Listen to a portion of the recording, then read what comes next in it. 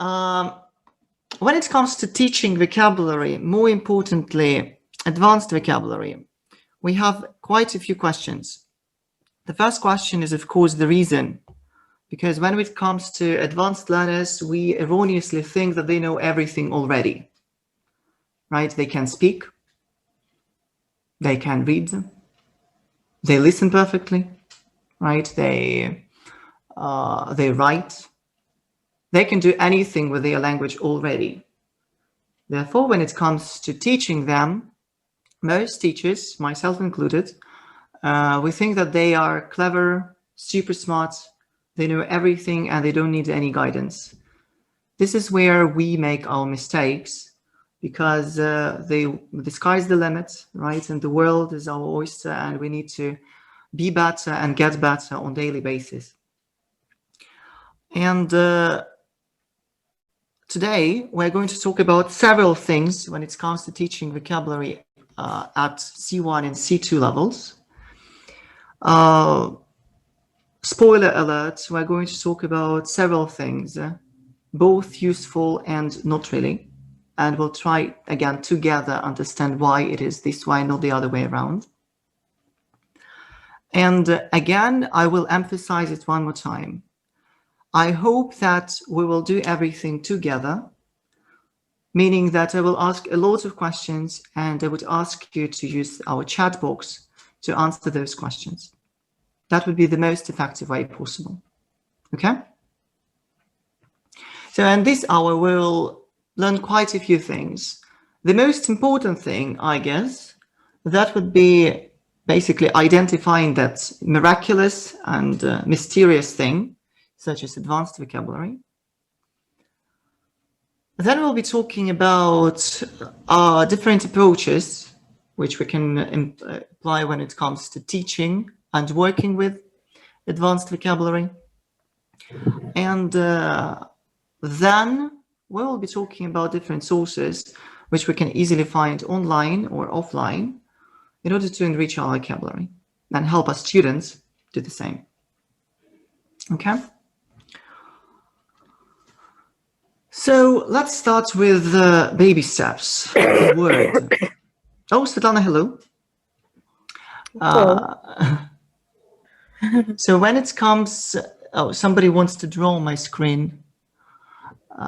When it comes to teaching vocabulary, the first thing we need to do is we need to understand what this vocabulary is. And according to Oxford Dictionary, I checked yesterday, so you can trust me.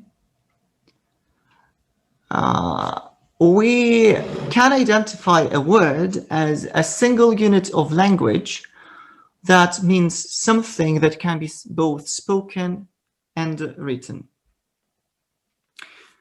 Sounds pretty much logical to me, right? Everything is quite logical.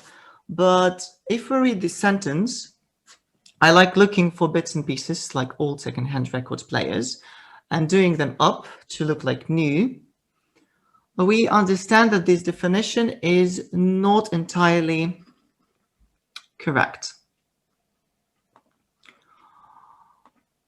Because if we look at this sentence, we'll see that there are three words, at least three words. Look for, look like, and like. All of them contain one or two words, which we can see in different places, right? But the meaning of these three are completely different. Then we see that there is this second-hand record player. And we understand that second-hand, that's basically one word. That's a compound noun. The same goes for a record player, right? Because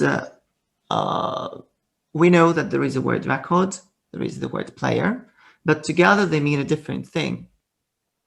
The same goes for do-up, bits and pieces, and the rest. So after calculating and after counting these words, so-called words one more time, we understand that there are no 24 words here. They are just a bit more than 10. So does it mean that Oxford lies to us? No, not really. The word is a single unit, but we don't really teach words. We did do that, I don't know, centuries ago. Now we do something different. And in his fantastic book, which is called How to Teach Vocabulary, Scott Thornbury, introduces a new term, which I find absolutely important when it comes to teaching vocabulary. That's lexeme. And a lexeme is a unit of meaning in a language, which consists of a word or even a group of words. So if we look at these two definitions, we'll see that the main difference is actually just in one word, meaning. So now we do not really think about words as just a combination, a random combinations of letters. We think that they are random combinations of letters which have some meaning. And this is where the fun begins, right? Because it introduces the whole new world to our learners, because we have separate words, we have idiomatic language, such as collocations, idioms, and phrasal verbs. Then we have slang, jargon, and other things. And simply because of that, we understand that we can learn the language every day, but if we study it, we'll see that we'll find new chunks, as Anna mentioned, right? We will find new chunks on everyday basis, and this is a never-ending process. Personally, I've been learning the language for many, many years, and since I read every day, well, there has been a day in my life when I didn't use a dictionary. And this is super annoying, of course, but this is just the reality. Okay?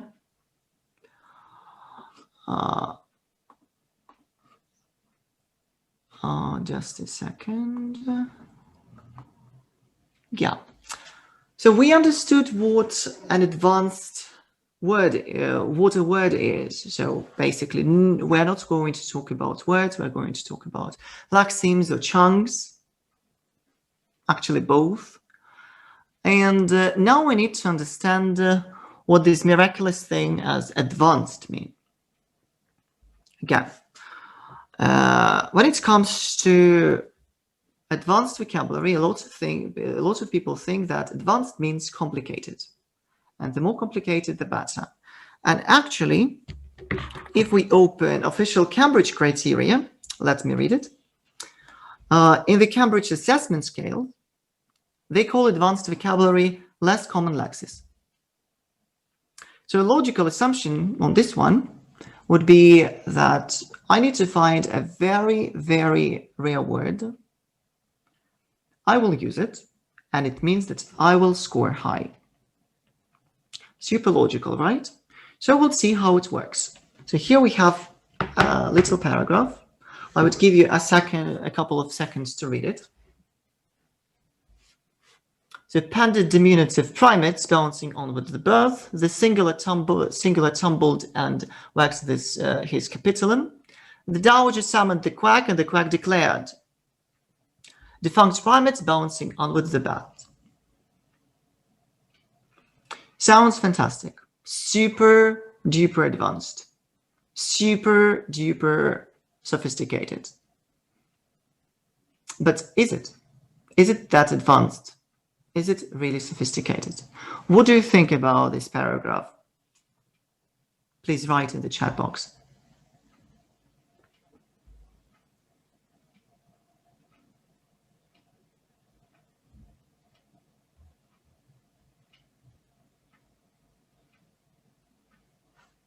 Anyone?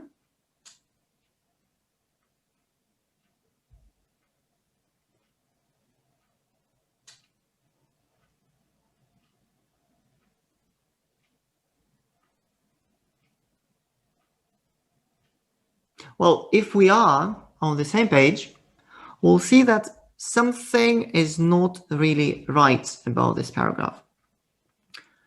For some weird reason, it sounds a bit strange, awkward. Why is that? Are the words bad? No, they're not. Aren't they advanced enough? No. They are not made up words. They are real words and you can find them easily. You can look them up if you want. And they are advanced, they are sophisticated, but as Svetlana mentioned, too much. That's too much, right? I like this comment. It's like an essay with only long sentences. Yeah, that's definitely the case. So too much. And when it comes to this very paragraph here, we see that even though we used advanced vocabulary, even though we did try to use them correctly, I mean the words,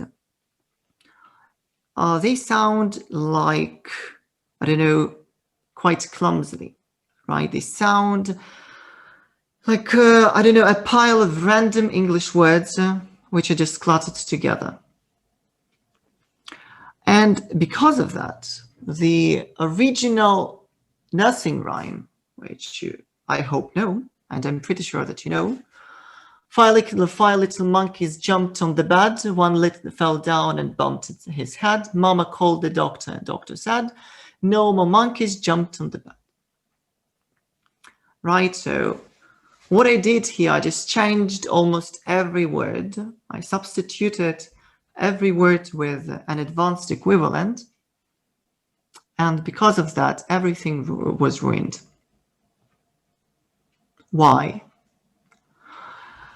In order to understand that, we can open these Cambridge criteria one more time. And we understand that in our pursuit of this so-called C3 level, not even C2, but C3 level, we lacked precision and we forgot about the function of the words.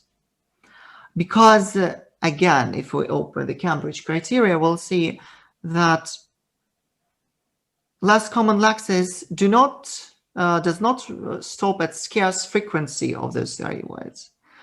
It goes a bit beyond that and deeper than that.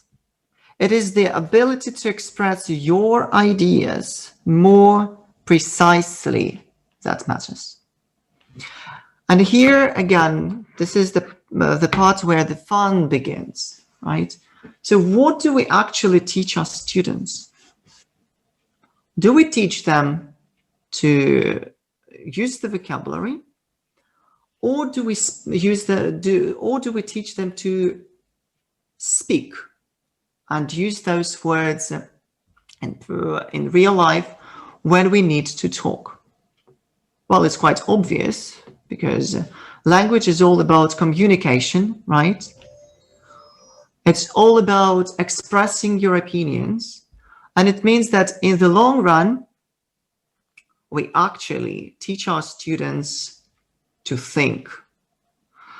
And sounds a bit terrifying, doesn't it? Because, come on, this is just the English language. We teach them how to order coffee when they are in Turkey. Why on earth should we teach them to think? But that's true. That's totally true. If we open this CFFR thing and we look through the criteria for all of the levels, and we look at C1 and C2, such as Advanced and Proficiency, we'll see that there is nothing, practically nothing about the complexity of the language. But there are different topics we can talk about. And when it comes to high levels, we'll see that basically C1 and C2 levels, they can talk about pretty much everything. They can talk about everyday situations, such as, I don't know, family, friends. They can talk about, I don't know, pets, domestic animals, and other things. But when it comes to high levels, they introduce the whole new level of sophistication, I guess, because they introduce the idea of abstract topics. Something which is not that obvious, something which is not yet there. And in order to see whether we are right or not with this assumption, again, we are discussing it. So, and if you want, you can write what you think about this matter in the chat. We can see that there are quite a few sources out there which actually prove that we are right. We are totally right with our assumptions. I want to talk a bit about this book. That's a modern book by Oxford University Press. It's called Oxford Word Skills Advanced. And this is one of the chapters from that very book. So this is chapter 17, and just look at the title. Look at the title and you understand, and you will definitely understand what we're talking about today, and you will see the proof to what we've come up with. I can talk about people I admire and loathe.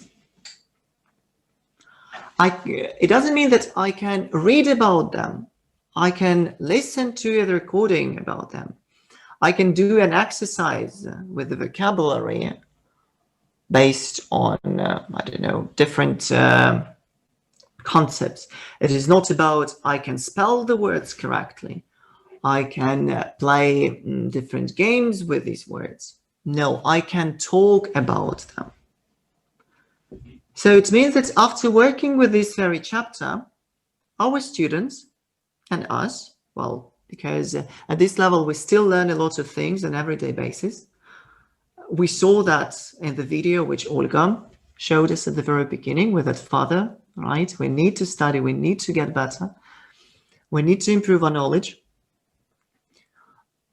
We see that at the end, in the end, we'll be able to talk about different concepts.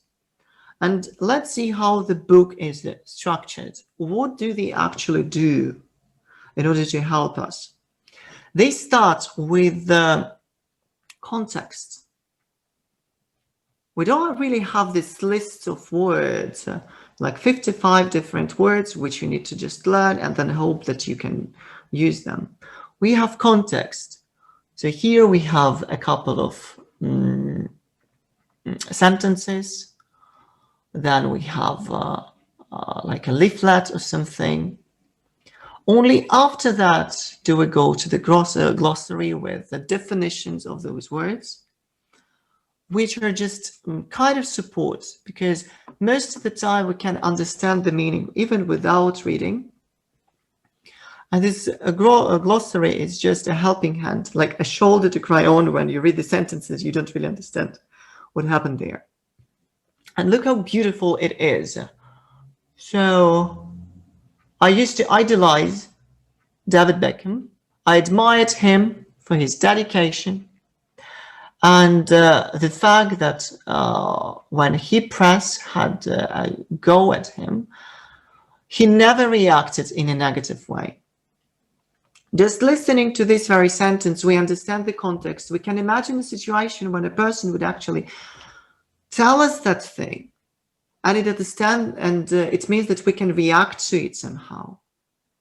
And if we can talk about it, right, and if we can react to it, it means that we will acquire these language items more naturally. After that, of course, we'll have a bit of practice. And they start with the word formation, of course, because at the end of the day, most students who are trying to acquire this C1 and C2 levels, they still think about taking an exam such as CE or proficiency or IELTS or TOEFL, doesn't really matter. So this word formation idea is still there. But just look, we have just 6 sentences with it, and that's it. And just look at the sentences. They are quite obvious. They're super easy. And it is not about making our students think. It's just about do this and forget about it, because it is not of paramount importance here. What is more important is to do, let's say, exercise 2, where they asked us to rewrite a sentence starting with the words given, right? They ask us to use these words here and now, right? And then to top it all, to make sure that we are there, we will have an exercise where they will give us some questions. And as you see, these questions can be used in pairs. So we can divide our students in pairs. They can ask these questions. And basically, if it's the exam prep course, it means that we're practicing parts 1 or parts 4, right? And it means that we can shine with our vocabulary, again, in the right context when necessary. The same goes for the second page, right? And we see that all of the pages, they finish with real life practice. That's what makes an easy book, right? When it comes to studying vocabulary on your own or with the teacher, I must say that there are 3 types of books. There are easy books, such as Oxford Word Skills. So the book which is quite obvious, a book which is very clear. We can open it everywhere. I call it New English File books, because if you worked with the English file, you probably know what I mean. You can open it everywhere. It can be page 25, for example. You open page 25, you look at the page and you understand what to do there. You don't really need to open the teacher's book. You don't really need to think. Everything is super obvious. The same goes for modern books on vocabulary. Everything is clear. Do that, do that, do that. If you do, then you will acquire enough vocabulary to talk about different things. Then there are, let's say, challenging books. So one of them would be Destinations. This one that's a very, very nice book when it comes to exam preparation. And since I work with high-level students and mainly with exam preparation, it means that that's basically a must if you're getting prepared for, let's say, proficiency, because the vocabulary here is super precise, super small. And when you need to talk about small things, this is the vocab you will have to use. So let's see what they have here. So they start with the list. So that's page 12, if you're interested. We have topic, vocabulary, thinking, and then we have, like, I don't know, many words, more than 40 words related to this topic, thinking. Then we have topic, vocabulary, learning. Then we have phrasal verbs. Then we have phrases and patterns and collocations. And that's not it. Actually, if you open the book and you will look, and if you look at everything they give, it is not it. So then we have another page with, again, phrases, patterns, and collocations. Then you'll have parts with idioms. Then we'll have a chapter on word formation. So basically 2 pages of approximately like 300 words, which are related to the idea of thinking and learning. That's a lot, and that's challenging. And if we look at the practice the authors of these books introduce, we'll see that it is not that clear what to do here, because they're not really communicative exercises. Can you please look through the page and tell me what you think?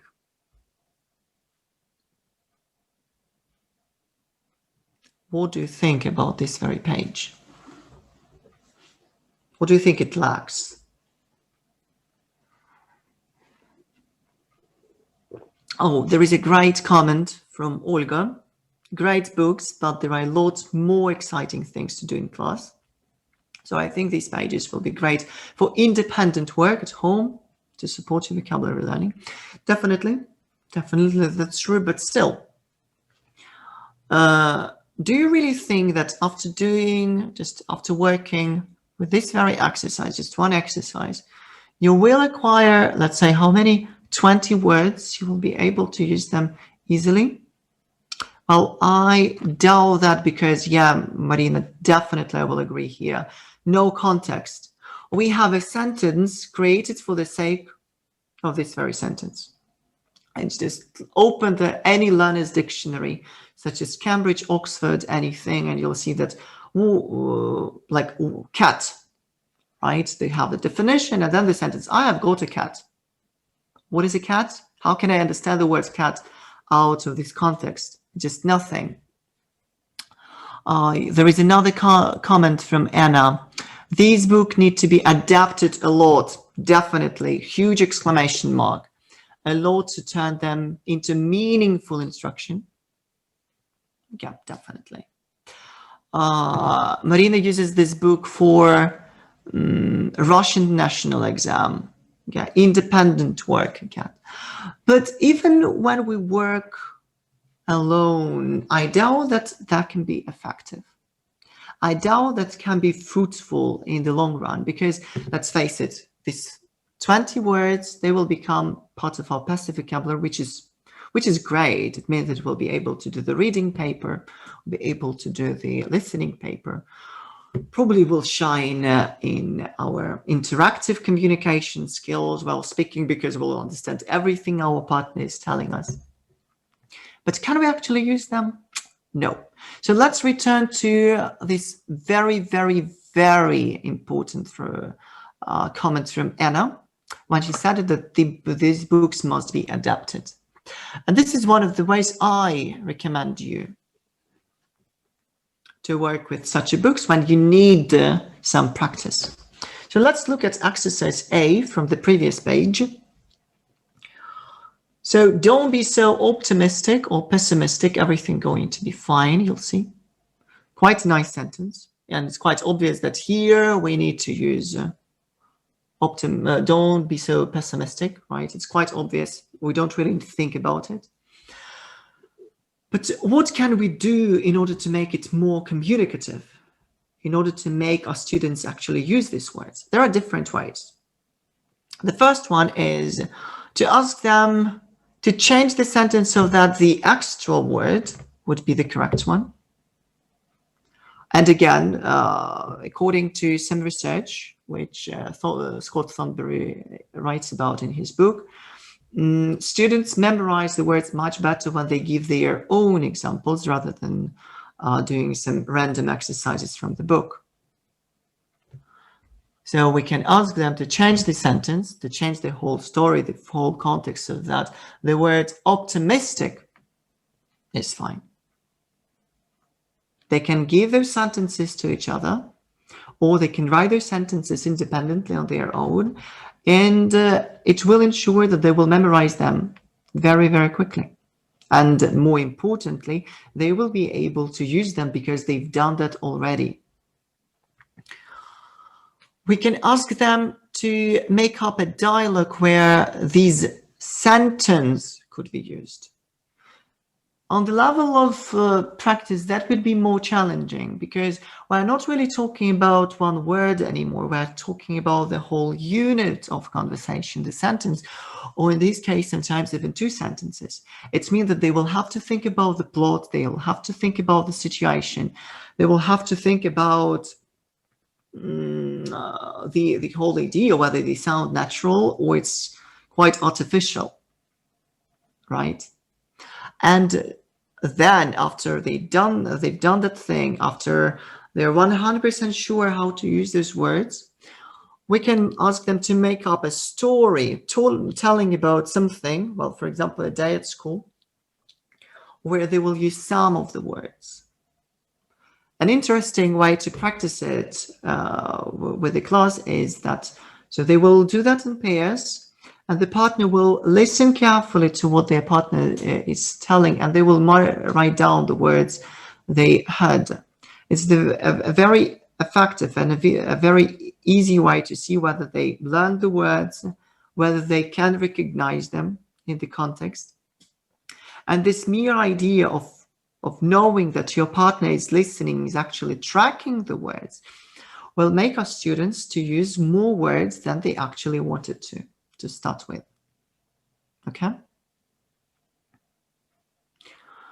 So we see that with these very, very simple steps, we created the whole new world for our students where all of the words, just look at them, all of the words, all those hundreds of words can be employed easily in their active vocabulary in a matter of minutes. Isn't it fun? Oh, we have a question. How about the analysis of headlines of article of coronavirus news? We can apply this vocabulary to each. Yeah, of course, that's additional practice. And there are quite a few people out there who do that, and they find it absolutely effective. That would be quite time consuming, let's face it, for a teacher. But in the long run, that will be absolutely effective for the students in the long run. Right. So we had an easy book, right? Then we had a challenging book. And the third type of books, that would be a book which would be quite difficult to work with. I'm talking about, for example, Idioms organized by National Geographic. That's quite an old book, and because of that, you can see the difference between the approaches. You can see the way the book works, all of the books work, and why they work this way. So let's look. This is just one of the 2 pages from this very book. That's Unit 39, Mind Idioms. Can you please look through? I can give you a couple of minutes. And in the chat box, I would ask you to tell me why that would be quite difficult for a student to work with this book, and why it won't be as effective as with previous books.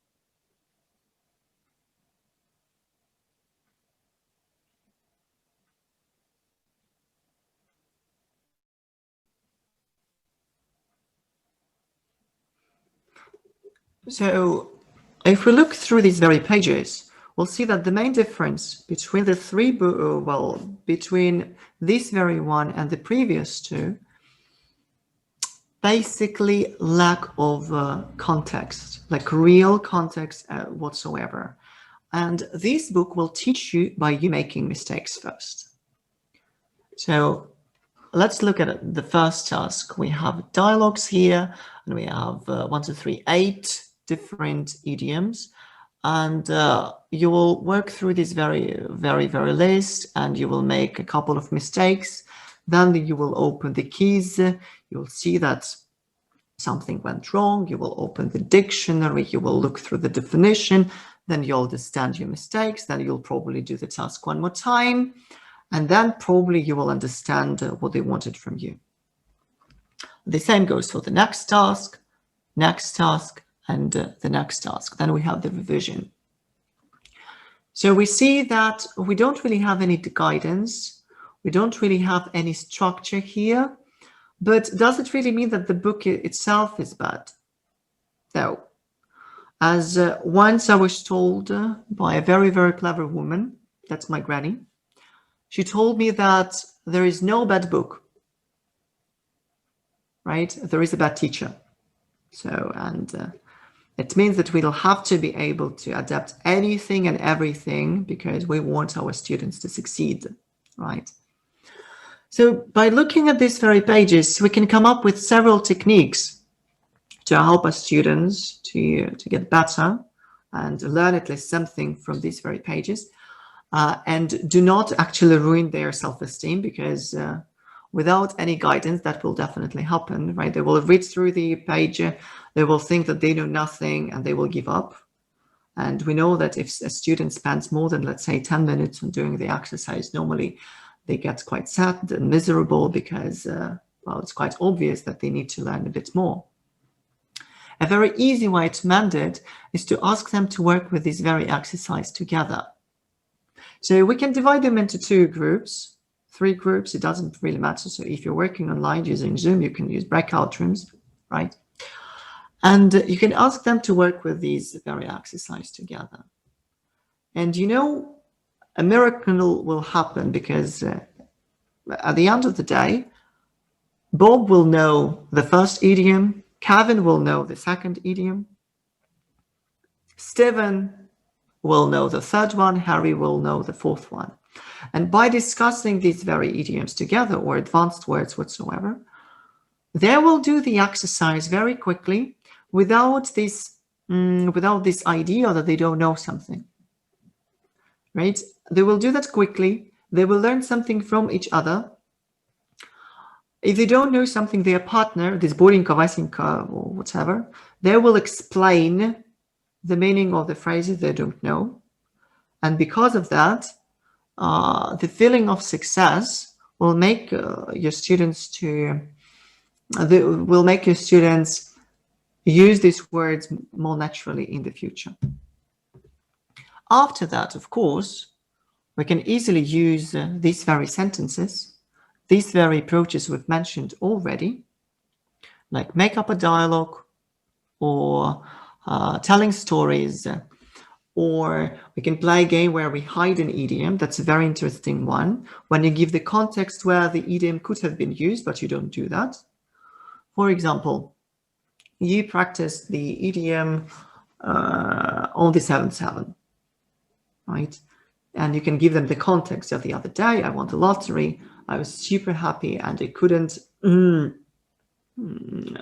just sit. I was at the edge of my seat, and I was extremely happy, right? And by this very context, the students will recognize this very idiom, the one you hid, and they will use it again, not you. So again, what is very important, you are not the one who will give this idiom to them. They will give you this idiom, and it means that they will be able to use it in the future. All right? Another way to practice the vocabulary is actually use our course books. So, for example, here we can see 2 extracts from the listening paper. It was taken from Upstream C1. We practiced this very listening just a couple of days ago with my students in their C1 class. I want you to read through, and I want you to think about the vocabulary which I thought could be quite challenging for my students.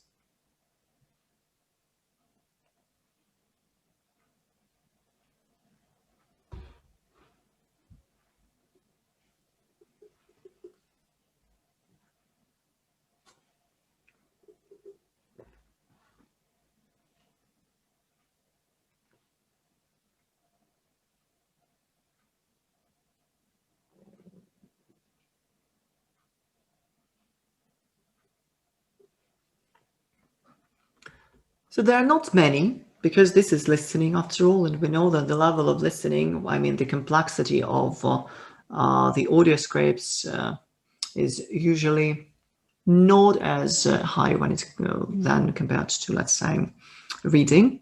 So not that many, but still there are quite a few phrases which I needed to make sure my students understood before actually listening to the actual script, because they could interfere, they could impede communication, and they would not really understand a couple of phrases.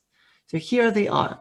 So splash out, enthusing, down to earth, coming up, immersed, and catch. There are different ways to introduce this vocabulary to the students. Of course, we can just write them a list of words, right, as was given here, like in this destination book, just a list of words, then explain them the words using a dictionary and pray that they can understand it. We can give them some context, like in the Oxford Word Skills beforehand. Or we can go even further than that, giving them actual context where the words will be recognized easily without any guidance. For example, I want them to understand the word splash out. So I can ask them a question. Or I can, again, group them and ask them to work in small groups or in pairs. And then I can give them a list of questions like these. If you had a lot of money, would you save every dollar, or on the contrary, you would splash out? So with this very word, on the contrary, I give my students a hint that this phrase means something completely opposite to saving every dollar. And even without understanding and knowing the actual meaning of the word, they will get the meaning and they will be able to answer the question. And this is a real life situation, let's face it. Sometimes we talk to, let's say, native speakers, and they will use something really, really small. Oh, my cat is here. And because of that, we don't really understand them. But because of the guidance, because of the different words we can see together, we'll understand the general meaning. Or we can use another technique, which is given in the second sentence. What are your top soothing things which help you unwind after work? So again, here we go a bit deeper than that. We give this, let's say, context, contextual, let's say, definition or something. Because soothing means basically relaxing, and if you look at the dictionary and you look at the definition of the word, you will see the word help to unwind. And I use this very phrase from the dictionary and created a question with it. With this very definition, part of the definition, they will understand the word soothing quite easily, and they will be able to answer the question. So that's the second technique we can use. And the third one, when it comes to introducing the new vocabulary, we can give them the words from the same pool. We know that when it comes to, let's say, the word pen, and we cannot remember it, if we give our students some guidance and we tell them the words like blackboard or textbook or, I don't know, notebook and other things, so the words from the same pool of knowledge, they will come up with this word easily, so they will remember it. And here I used the words from the words and phrases from the same pool.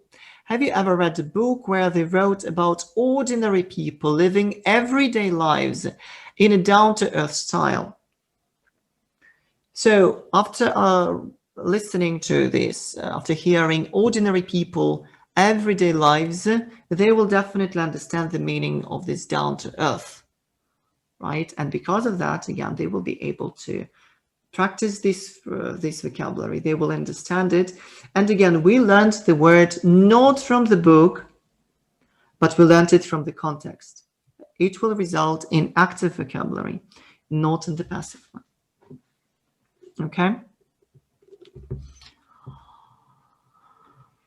When it comes to using the dictionaries, even at high levels, we'll have to use them, and our students use them a lot. There are quite a few of them. I'm pretty sure that there are quite a few of the dictionaries out there which are your favorites.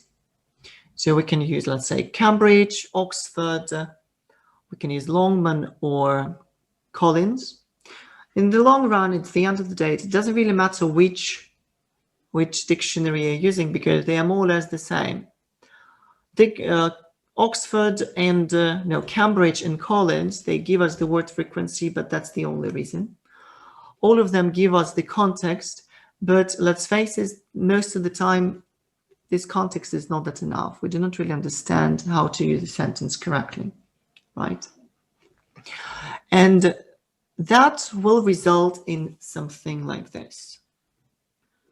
So here we have a paragraph written by one of my students from the proficiency class.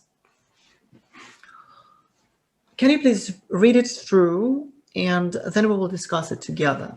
I can give you a couple of minutes.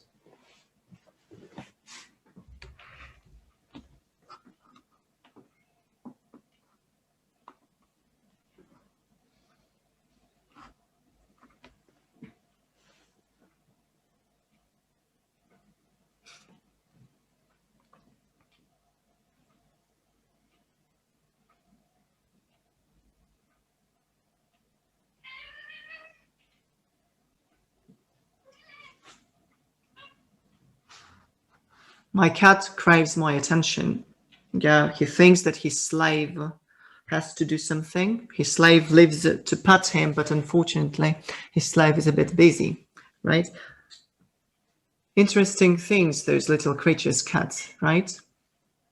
They think that everything goes around them, right?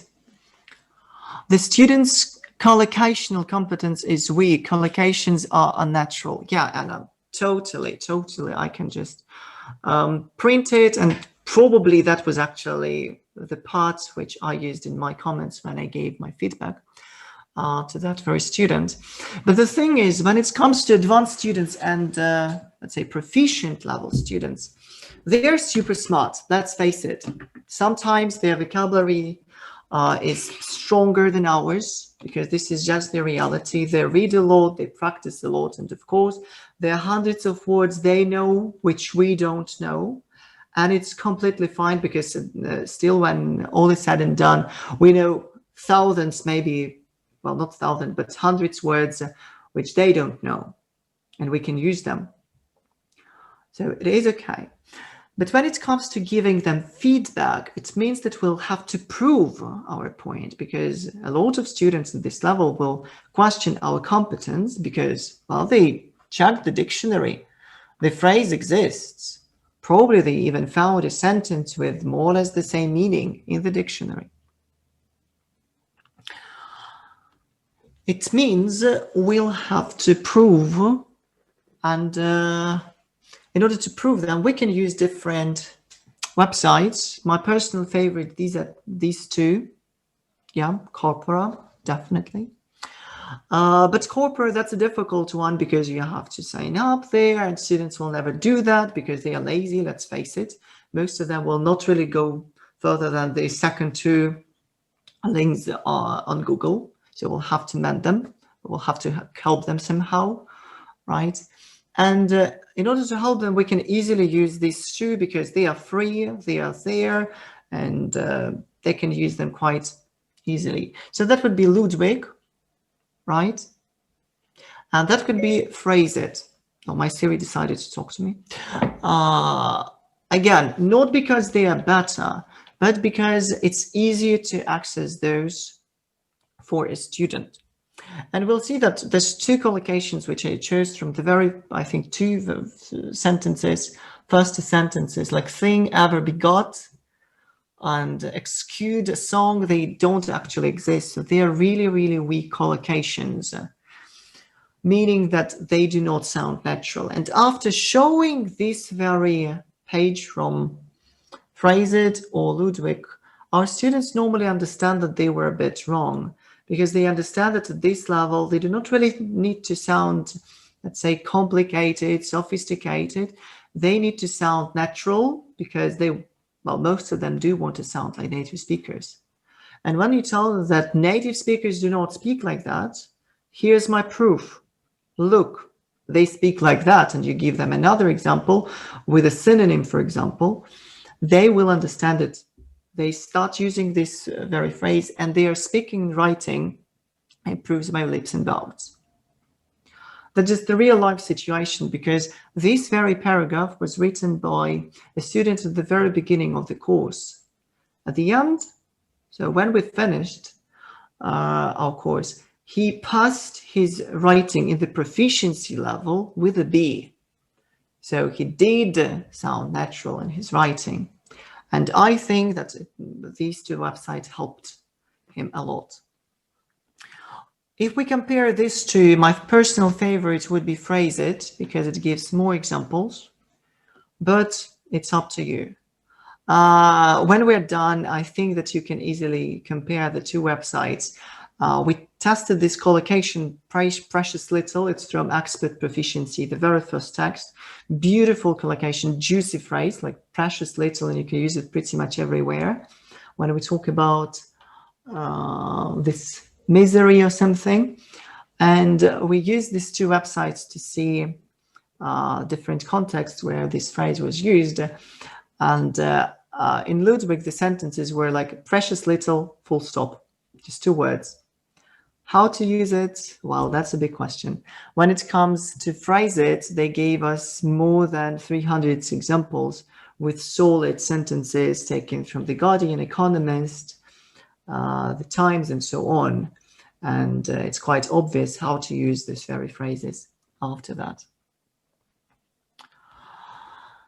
Still, our students will always question more because it's really difficult to explain them that complexity is not really the point. You need to sound natural.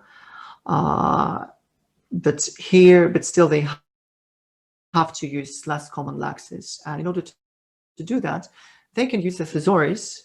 One of those who was mentioned at the very, very beginning by some of you, these friends, Hannah mentioned this. They are humid and other things. That's from the phrase it, from the Thesaurus and from the TV series Friends.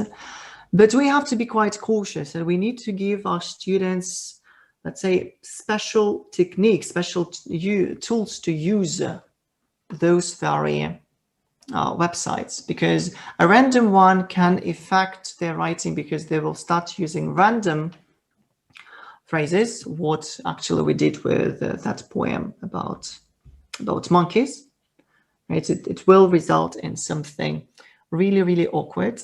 Therefore, I always recommend just two websites to my students. The first one is Thesaurus Plus, because it gives collocations.